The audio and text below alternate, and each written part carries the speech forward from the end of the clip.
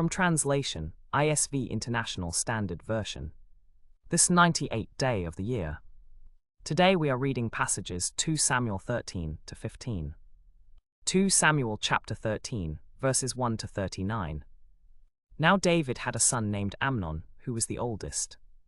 He was born to Ahinoam of Jezreel, and Amnon had a sister named Tamar, and David's son Absalom had a beautiful sister named Tamar. Amnon became so obsessed with his sister Tamar that he made himself ill because of her, for she was a virgin, and it seemed impossible for him to do anything to her. But Amnon had a friend named Jonadab, the son of David's brother Shimei. Jonadab was a very shrewd man. He asked Amnon, "Why are you, the king's son, so depressed morning after morning? Won't you tell me?" Amnon replied, "I'm in love with Tamar, my brother Absalom's sister." Then Jonadab said to him, "Lie down on your bed and pretend to be ill.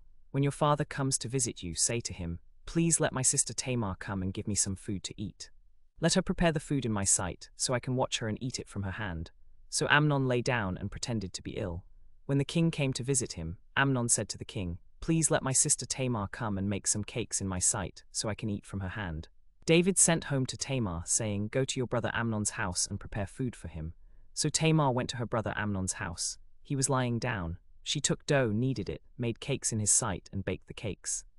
Then she took the pan and served him the cakes, but he refused to eat. Amnon said, "Send everyone out of the house." So everyone left him. Then Amnon said to Tamar, "Bring the food into the bedroom, so that I may eat from your hand." Tamar took the cakes she had prepared and brought them into the bedroom to her brother Amnon.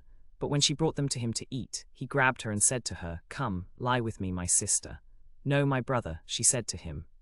"Don't force me, such a thing must not be done in Israel. Don't do this disgraceful thing. Where could I possibly hide my disgrace? And you would be considered one of the scoundrels in Israel.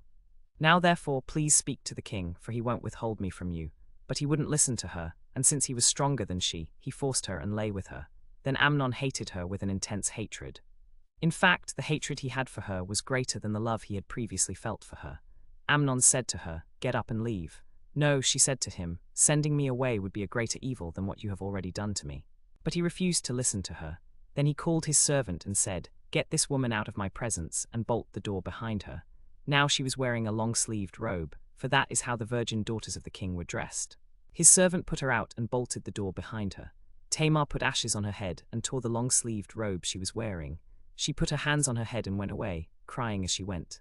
Her brother Absalom said to her, "Has your brother Amnon been with you? Be quiet now, my sister. He's your brother. Don't take this thing to heart." So Tamar lived in her brother Absalom's house, a desolate woman. When King David heard all this, he was furious, but he didn't punish his son Amnon because he loved him, since he was his firstborn. Absalom never said a word to Amnon, good or bad, because he hated Amnon for having raped his sister Tamar. After 2 full years, Absalom had shearers for his flocks at Baal-Hazor, which is near Ephraim. Absalom invited all the king's sons.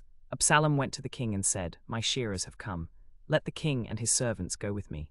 The king replied, "No, my son. Let all of us not go, lest we be a burden to you." Although Absalom urged him, he would not go, but he blessed him. Then Absalom said, "If not, please let my brother Amnon go with us." The king asked him, "Why should he go with you?" But Absalom urged him, so he let Amnon and all the king's sons go with Absalom. Absalom gave orders to his servants, saying, "Watch when Amnon is merry with wine. When I say to you, 'Strike Amnon,' then strike him dead. Don't be afraid. Haven't I myself given you this order? Be strong and courageous." So Absalom's servants did to Amnon just as he had commanded. Then all the king's sons got up, and each mounted his mule and fled. While they were on the road, the report reached David that Absalom had struck down all the king's sons, and not one of them was left alive. The king got up, tore his clothes, and lay down on the ground. All his servants and all his house stood there with their clothes torn. But Jonadab, the son of David's brother Shimei, said, "My lord should not think that all the king's sons are dead, for only Amnon is dead. This has been planned by Absalom since the day he raped his sister Tamar. Now, my lord, don't let your imagination trouble you, and don't think that all the king's sons are dead, for only Amnon is dead." Meanwhile, Absalom had fled. The young man who was keeping watch looked up and saw many people coming from the horizon, by the Horonaim road on the mountainside. Jonadab said to the king, "Look, the king's sons have arrived just as I said." As he finished speaking, the king's sons arrived, weeping and wailing. The king and all his servants also wept loudly with them. But Absalom had fled and gone to Talmai son of Ammihud, king of Geshur. David mourned for his son day after day. After Absalom had fled and gone to Geshur, he stayed there for 3 years. The king's heart longed to go out to Absalom, because he was comforted concerning Amnon. 2 Samuel chapter 14, verses 1 to 33. Now Joab son of Zeruiah knew that the king's heart was toward Absalom. So Joab sent someone to Tekoa and brought a wise woman from there. He said to her, pretend to be a mourner, put on mourning clothes, and don't anoint yourself with oil. Act like a woman who has been mourning for the dead for many days. Then go to the king and speak these words to him. And Joab told her exactly what to say. When the woman of Tekoa spoke to the king, she fell with her face to the ground and paid homage to him. Then she said, "Help me, O king." The king asked her, "What is troubling you?" She replied, "I am indeed a widow. My husband is dead. Your servant had 2 sons. They had a quarrel in the field, and there was no one to separate them, so one struck the other and killed him. Now the whole family has risen up against your servant. They say, 'Hand over the one who struck his brother, so that we may put him to death for the life of his brother whom he killed, and we will destroy the heir as well. This way they will quench the remaining coal that I have, leaving neither name nor remnant on the earth for my husband.' The king said to the woman, 'Go to your house, and I will give orders concerning you.' The woman of Tekoa said to the king, 'Let the king remember the Lord your God, so that the avenger of blood may not destroy my remaining heir.' Then the king said, 'As surely as the Lord lives, not one hair of your son shall fall to the ground.' The woman said, 'Let your servant please speak a word to my lord the king.' 'Speak,' the king replied. The woman said, 'Why have you devised such a thing against the people of God?' When the king says this, he brings guilt on himself, for with his oath the king has denied redeeming one of his people. For we are about to die and to be like water poured out on the ground, which cannot be gathered up again. Yet God does not take away life, but devises plans so that the one banished may not be banished from him. Now I have come to speak this word to my lord the king, because the people have made me afraid. Your servant thought, I will speak to the king, perhaps the king will do what his servant asks. For the king is like an angel of God in discerning good and evil. May the Lord your God be with you." Now the woman said, "Why should I trouble my lord the king further?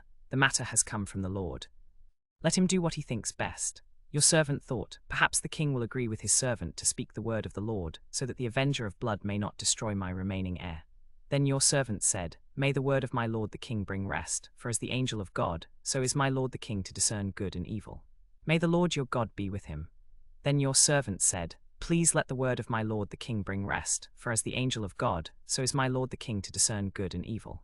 May the Lord your God be with him." The king said to the woman, "Don't hide from me anything I ask you." The woman said, "Let my lord the king please speak." The king asked, "Is not the hand of Joab with you in all this?" The woman replied, "As surely as your soul lives, my lord the king, no one can turn to the right or to the left from anything that my lord the king has said. For it was your servant Joab who commanded me, and he put all these words in your servant's mouth. Your servant was prudent to do this thing, because I know that you and your lord Joab are wise like the angel of God, but you know all that is happening in the land." The king said to Joab, "Very well, I will do this. Go, bring back the young man Absalom." Joab bowed with his face to the ground and paid homage and said, "Today your servant knows that I have found favor in your sight, my lord the king, because the king has done the thing that his servant asked." Joab got up and went to Jeshurun and brought Absalom to Jerusalem. But the king said, "Let him return to his own house, and let him not see my face." So Absalom returned to his own house and did not see the king's face. Now in all Israel there was no one so much praised for his handsome appearance as Absalom. From the sole of his foot to the crown of his head, there was no defect in him. When he cut the hair of his head, at the end of every year he used to cut it because it was heavy on him. He would weigh the hair of his head, and it came to 200 shekels by the royal standard. Absalom had 3 sons and 1 daughter, whose name was Tamar. She was a beautiful woman. Absalom lived in Jerusalem for 2 years, but he did not see the king's face. Then Absalom sent for Joab, but he refused to come to him. So he sent a second time, but he refused to come. Therefore Absalom said to his servants, "See, Joab's field is next to mine, and he has barley there. Go set it on fire." So Absalom's servants set the field on fire. Then Joab arose and came to Absalom at his house and said, "Why have your servants set my field on fire?" Absalom answered Joab, "Look, I sent for you, saying, 'Come here,' so that I could send you to the king to say, 'Why have I come from Jeshurun? It would be better for me to be there still. Now let me see the king's face, and if there is guilt in me, let him put me to death.'" So Joab went to the king and told him, and the king summoned Absalom, and he came and bowed down with his face to the ground before the king. The king kissed Absalom. 2 Samuel chapter 15, verses 1 to 37. After this, Absalom prepared a chariot and horses for himself, and 50 men ran before him. Absalom would rise early and stand beside the way to the gate. Whenever anyone had a lawsuit to come to the king for judgment, Absalom would call to him and say, "What city are you from?" And he would say, "Your servant is from one of the tribes of Israel." Then Absalom would say to him, "Look, your claims are good and right, but the king has no one to hear you." Moreover, Absalom would say, "Oh, that I were made judge in the land. Then everyone who has a suit or cause could come to me, and I would give him justice." Whenever anyone came near to bow down to him, Absalom would put out his hand and take hold of him and kiss him. In this way Absalom did to all the Israelites who came to the king for judgment. So Absalom stole the hearts of the men of Israel. After 40 years, Absalom said to the king, "Please let me go and fulfill my vow that I made to the Lord at Hebron. For while your servant was living at Jeshurun, I made this vow: if the Lord will indeed bring me back to Jerusalem, I will worship the Lord." The king said to him, "Go in peace." So he arose and went to Hebron. Absalom sent spies throughout all the tribes of Israel with this message: "As soon as you hear the sound of the trumpet, say, 'Absalom is king in Hebron.'" With Absalom went 200 men who had been invited. They went in innocence and knew nothing of the matter. While Absalom was offering sacrifices, he also sent for Ahithophel the Gilonite, David's counselor, from his city Gilo. The conspiracy grew strong, and the people with Absalom kept increasing. A messenger came to David saying, "The hearts of the men of Israel have gone out to Absalom." Then David said to all his servants who were with him at Jerusalem, "Arise, let us flee, for none of us will escape from Absalom.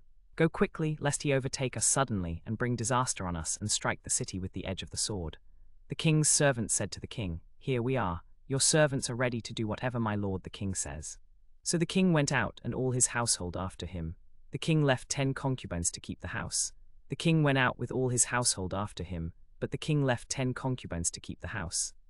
And all his servants went beside him, and all the Cherethites, all the Pelethites, and all the Gittites, 600 men who had followed him from Gath, marched before the king. Then the king said to Ittai the Gittite, "Why should you also go with us? Return and remain with the king, for you are a foreigner and an exile from your own home. You came only yesterday, and shall I today make you wander about with us, while I go wherever I may go? Return and take back your brothers. May the Lord show steadfast love and faithfulness to you." But Ittai answered the king, "As surely as the Lord lives, and as my lord the king lives, wherever my lord the king shall be, whether for death or for life, there also will your servant be." David said to Ittai, "Go and pass on." So Ittai the Gittite passed on with all his men and all the little ones who were with him. The whole country wept aloud as all the people passed by, and the king also crossed the brook Kidron, and all the people passed on toward the wilderness. Zadok also, and all the Levites, were carrying the ark of the covenant of God.